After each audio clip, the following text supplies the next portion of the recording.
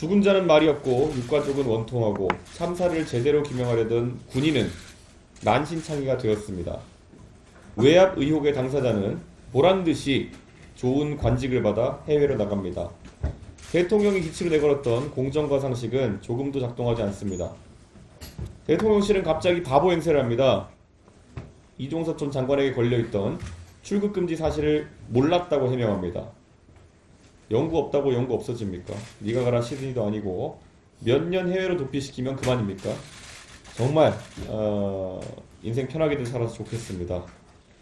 제가 이 문제를 줄기차게 제기하는 이유는 간단합니다. 국가가 얼마나 군복무 청년들을 소모품으로 취급하는지 적나라하게 드러내는 장면이기 때문입니다. 이게 국가를 위해 청춘을 헌신하는 청년들에 대한 대한민국의 입장입니까? 최소한 인간에 대한 일말의 예의 같은 것을 보여줄 수는 없는 것입니까? 저는 어떠한 사고가 발생했을 때 윗선에 묻지마 책임을 지우는 데는 단호히 반대합니다. 그러나 이미 결재한 보고서를 갑자기 보류하고 이첩된 기록을 회수하고 결론을 바꿔버리기까지 하면서 이렇게 진행했다면 이야기가 좀 다릅니다. 하물며 오늘 아침 보도에 따르면 변심하기 직전 대통령실에서 일반 전화 한 통을 받은 사실도 확인됐습니다. 이종섭 장관이 받아야 될 것은 외교관 여건이 아니라 철저한 수사입니다. 비겁한 자들의 전성시입니다. 한 나라의 국방을 책임지고 있는 국방장관이 어쩌다 그런 과감한 행동을 할 수 있는지, 그리고 이어지는 호주 대사로의 황급한 영전까지 국민 누구나 그 인과관계는 어렵지 않게 추측할 수 있을 겁니다. 해병대 최상병 사건 수사외압 의혹을 받고 있는 이종섭 전 국방장관이 오늘 고위공직자 수사처에 출석해 조사를 받았습니다.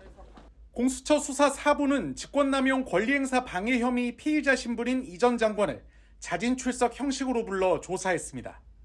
이 전 장관은 최상병 순직에 임성근 전 해병대 1사단장 등 8명의 형사책임이 있다는 해병대 수사단의 수사 결과를 축소하고 재검토를 지시한 혐의를 받고 있습니다. 앞서 공수처는 이 전 장관과 유재은 법무관리관, 김동혁 감찰단장 등 주요 피의자 6명을 출국 금지했는데 출국 금지 상태인 이 전 장관이 최근 호주 대사에 임명돼 논란이 일었습니다. 이 전 장관은 호주 현지 부임을 준비 중인 것으로 알려졌는데 공수처 측은 이 전 장관이 앞으로 진행될 수사에도 적극 협조하기로 했다고 밝혔습니다.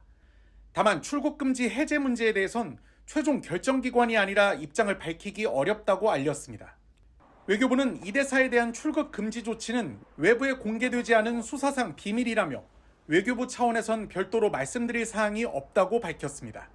대통령실 관계자도 이 전 장관의 출국 금지 사실을 몰랐다, 공수처 수사 상황을 알 수 없기 때문이라며 관련된 후속 조치는 공수처에서 알아서 할 것이라고 말했습니다.